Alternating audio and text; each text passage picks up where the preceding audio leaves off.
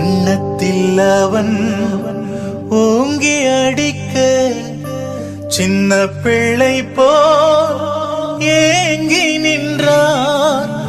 வண்ணத்தில் அவன் ஓங்கி அடிக்க சின்ன பிள்ளை போல் ஏங்கி நின்றான். அந்த பேலத்தும் கையை கழுவி ஆண்டவரை அனுப்புகின்றான். அந்த பேலத்தும் கையை கழுவி